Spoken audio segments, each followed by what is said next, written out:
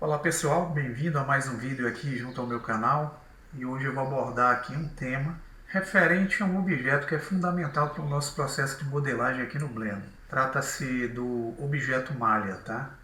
Eu vou usar aqui uma versão 2.93, essa que eu estou usando aqui, ela é uma versão experimental, mas se vocês entrarem lá no site do fornecedor, vocês vão encontrar a versão já oficializada. Eu tenho aqui um objeto que aparentemente é um objeto que nos dá uma perspectiva tridimensional. Por que isso, Luciano? Porque é como se nós estivéssemos vendo esse objeto em 3 planos dentro desse espaço. Eu posso ocultar aqui o olhinho. A gente vai ver que na área nós temos um plano espacial que representa a coordenada y. Ela é descrita pelo eixo que tem a cor verde. Nós temos um plano aqui com a coordenada vermelha, que é a coordenada x, e a coordenada azul que não aparece, ela pode ser habilitada se nós viermos aqui em cima e ativarmos a Viewport Overlays. Vocês vão ver que aqui, na opção de guias, nós temos os eixos que estão habilitados para a nossa visualização no momento aí na área espacial. Vocês podem perceber que é o x e o y. Se eu habilito aqui o z, eu tenho já o terceiro eixo aparecendo. Para que serve esses eixos espaciais? Para nos dar aquela perspectiva de um objeto tridimensional. Então, se eu trago aqui o objeto cúbico, o que é que vocês vão ver?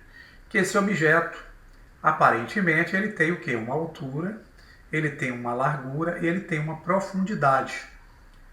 Se nós olharmos esse objeto numa perspectiva de 2 planos, clicando aqui em qualquer letrinha do nosso gizmo, que é essa bússola espacial que está aqui no canto superior direito, eu clicando aqui na vista frontal, vocês vão ver que aqui eu só vou ter a perspectiva do objeto sendo apresentada em 2 planos, ou seja, ele é um objeto 2D e não um objeto 3D, porque eu só vou ver aqui a altura e a largura do objeto. A profundidade fica difícil de ver. Então, quando eu movimento o gizmo para dar vista em perspectiva, eu estou usando 3 eixos espaciais, que é o eixo que representa a altura, a largura e a profundidade do objeto. Tá. Agora, esse objeto, ele é um objeto fundamental para nós desenvolvermos todo o nosso processo de modelagem aqui nessa área espacial. É com as malhas que nós vamos fazer cenários, personagens, formas, que vão nos dar aqui uma condição de trabalhar com o processo de modelagem 3D. E para entendermos melhor esse objeto está sendo inicialmente apresentado num modo de trabalho que é denominado objeto. Por que objeto? Porque aqui eu só consigo trabalhar nesse objeto, ele como um todo. Então, se eu quiser aqui fazer uma rotação desse objeto, eu poderia utilizar as ferramentas que estão aqui na esquerda, a exemplo do Move, para movimentar esse objeto. Tá? Eu poderia utilizar o Rotate, que vai me permitir eu rotacionar o objeto, e eu poderia utilizar a escala, onde eu poderia redimensionar a forma do objeto que é apresentado. Eu poderia também usar a ferramenta aqui, que é a ferramenta de transformação, que inclui tudo. O Rotate, o Move e a escala do objeto. Outra forma que eu teria também de poder trabalhar o manuseio desse objeto por um todo é usando as teclas de atalhos. Então, se eu quiser rotacionar, eu digito o atalho R, eu rotaciono o objeto. Se eu quiser rotacionar por um X, é só eu determinar o R e o eixo que eu quero rotacionar, exemplo Y. Então, se eu dou o RY, eu estou rotacionando apenas pelo eixo Y, tá, pessoal? Se eu quiser movimentá-lo, eu posso usar a tecla de atalho G, que representa o Grab. Então, se eu clico o G, eu arrasto o objeto na área espacial. Vou dar o ESC aqui para sair da ferramenta. Tá. Se eu quiser arrastar para um determinado eixo, é só digitar o G e o eixo que eu quero arrastar. Exemplo, GX. Então eu arrasto somente pelo eixo X, que é a linha vermelha. Outra coisa também é a escala. Se eu quiser escaloná-lo por um eixo aqui, exemplo do eixo Z, eu posso dar o S, que representa a escala. Ó. Eu estou fazendo a escala livre do objeto por um todo. Se eu quiser que ele escalone pelo eixo Z, eu uso o SZ, por exemplo, ó, e eu faço a escala dele, tendo como base o eixo Z aqui, que está representando a altura do objeto. Então, tanto faz eu mexer aqui, como usar essas teclas de atalho, isso me ajuda. Outra forma também que eu tenho é abrindo o menu que está aqui na nossa direita, que está oculto, usando a tecla N de navio, clicando em item, vocês vão ver que eu tenho essas transformações ó, de locação, de XYZ, rotation XYZ, escala XYZ, que vão fazer os mesmos resultados, apenas alterando os valores aqui. Então, se eu quiser rotacionar o objeto pelo eixo Z, eu posso aumentar aqui o grau, ó, ele vai rotacionando. Se eu quiser de forma mais rápida, eu encosto o cursor, pressiono o botão esquerdo, e com o botão esquerdo, eu movimentando para a direita ou para a esquerda, eu rotaciono o objeto baseado aqui no eixo Z. Bem simples, né, pessoal? Vou fechar aqui a janela. Mas o que é que nos interessa aqui é compreender essa malha. Essa malha é um objeto que é representado aqui na função de adição, que pode ser clicado aqui em Add, ou nós podemos também, com o cursor na área, usar o atalho Shift mais A. A gente abre o mesmo menu de objetos. E entre os objetos estão aqui o que nós chamamos de mesh, que são as malhas. Notem que eu tenho uma diversidade de malhas aqui. Provavelmente o de vocês aí que estão começando só vai ter do plane até o monkey. Como é que eu ativo esses demais objetos aqui de malha? É simples, eu tenho que entrar aqui no menu Edit, eu vou clicar na opção Preferences, vou clicar em Add-ons, que são os complementos, e aqui na lupinha eu vou pesquisar a palavra Extra. Automaticamente o programa lista aqui para mim ó, dois tipos de Extra Objects, o Curvas e Mesh, que são as malhas. Então, eu habilitando essa opção aqui, se eu clicar na setinha, vocês vão ver que esses objetos extras vão estar localizados na nossa área de trabalho, que é a Viewport 3D, tá? No menu Add, que está na parte superior, e na opção Mesh. Então, aqui, ó, quando eu clico o Add Mesh, está aqui os demais objetos que eu incluí para poder trabalhar. Agora, como é formado o objeto de malha? Ele é um objeto que se compõe de 3 subelementos. Se vocês olharem esse objeto pela vista aqui, o wireframe, vocês vão perceber que esse objeto tem uma estrutura, como se fosse um osso. Só que esse osso, aqui pelo modo Object, eu só posso alterar o objeto, ele como um todo. Como é que eu faço para poder trabalhar individualmente esses subobjetos que compõem a estrutura de malha? A gente tem que entrar no modo chamado edição. A gente pode vir aqui em cima, no canto superior esquerdo, e mudar de Object Mode para o modo Edit Mode. Outra forma que eu tenho é usando o atalho Tab. A teclinha Tab, se eu clicar, eu alterno entre o modo Object e o modo de edição. Agora, observe que no modo Object eu tenho as ferramentas aqui, ó, que são as ferramentas de transformação, de anotação, de medidas e a possibilidade agora, nessa versão, de incluir objetos de forma manual. Eu posso adicionar um cubo, um cone, um cilindro, uma esfera, que é a icosphere, de forma manual. Então, se eu clico aqui, o meu cursor ele muda a visão. Então, do ponto em que ele está, ele vai seguir a grid, que é a grade imaginária, que nós estamos vendo. Pressionando o botão esquerdo e arrastando, eu consigo ó, gerar uma forma, que é uma forma quadrada ou retangular, tanto faz.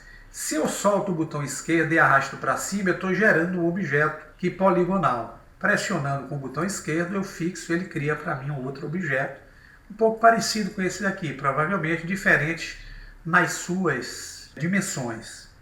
Vou dar o Ctrl Z para voltar. Agora, quando eu entro com o objeto, vou sair aqui da ferramenta, clicando em Select Box, para o modo Edição, usando o Tab ou vindo aqui em cima, eu tenho outras ferramentas que vão me permitir trabalhar essa malha de forma individual. Os subobjetos que envolvem essa malha, eu vou botar aqui no modo wireframe para facilitar, são esses pontinhos aqui, ó, que estão na quina, que são denominados de vértices. Quando eu seleciono com o botão esquerdo, eu estou selecionando os vértices do objeto. A ligação de um vértice com o outro vai gerar aqui, ó, essa linha, que é a quina do objeto, ou seja, a borda. E essa borda representa o que nós chamamos de arestas. Aqui vai ser chamado de edge. E essa superfície aqui lateral, quando eu seleciono de 2 ou 3 mais vértices, eu estou usando aqui a face do objeto, que é uma superfície que nós temos, se vir aqui pelo modo de visão sólida, como se fosse uma pele do objeto. Então esses subobjetos aqui vão estar representados por 3 tipos de seleções que se encontram aqui, ó, no cabeçalho, que é o header da nossa 3D View. Vocês vão ver que ele é representado pelo primeiro. Quando eu clico aqui, eu estou selecionando o vertex, ou seja, os vértices do objeto. Quando eu clico no do meio, eu estou selecionando a opção de trabalhar com as arestas do objeto. Quando eu clico no terceiro, eu estou selecionando a opção de trabalhar, ó, com as faces do objeto. Cada face dessa eu posso usar o Shift para selecionar individualmente as faces que eu quero. Posso usar a tecla A para selecionar todo o objeto. Ou posso, se quiser, selecionar aqui arestas, clicar fora e selecionar apenas, ó, a borda ou aresta do objeto. Se eu quiser selecionar um ou mais, eu uso o Shift, botão esquerdo. Se eu quiser agora selecionar somente os vértices, eu clico no pontinho, seleciono somente os vértices do objeto. Se eu quiser selecionar um ou mais, eu clico Shift e vou clicando com o botão esquerdo do mouse os vértices que eu quiser selecionar. Posso usar os atalhos, que são fáceis para a nossa utilização. São as teclas que estão aí no nosso teclado alfa, as teclas numéricas na parte superior. Se eu uso a tecla 1, eu ativo a opção de trabalhar com vértices. Aqui eu só seleciono apenas os vértices do objeto. Se eu uso a tecla 2, eu seleciono aqui, ó, somente os vértices do objeto. Se eu seleciono a tecla 3, eu seleciono apenas a opção de trabalhar com as faces. Então, tanto faz eu clicar aqui em cima ou usar as teclas de atalho 1, 2 ou 3 para selecionar os subobjetos que compõem a estrutura. Agora vamos ver aqui o esqueleto desse objeto usando o wireframe. E vou usar aqui a opção de trabalhar com vértices. Vocês vão ver que esse objeto tem vários pontinhos aqui. E eu posso usar aqui uma ferramenta que me permite eu fundir todos esses vértices num só. Como é que eu faço isso? Eu uso o atalho que vai abrir o menu chamado Merge. E eu vou fundir todos esses vértices desse objeto no centro. Então eu uso a opção chamada Add Center. Quando eu clico aqui, o cubo some, mas os vértices que compunham aquele objeto estão todos fixos aqui no centro. Ó, pessoal, se eu selecionar e usar aqui a ferramenta, vocês vão ver, ó, que existe um manipulador, porque existe pelo menos um vértice aqui na área. Se eu usar aqui a ferramenta de extrusão, que é o atalho E, que vai alongar esse vértice, eu posso ativá-la clicando aqui, ó, dessa opção Extrude Region, ou posso usar o atalho E. Então, tanto faz eu clicar aqui ou usar o atalho E.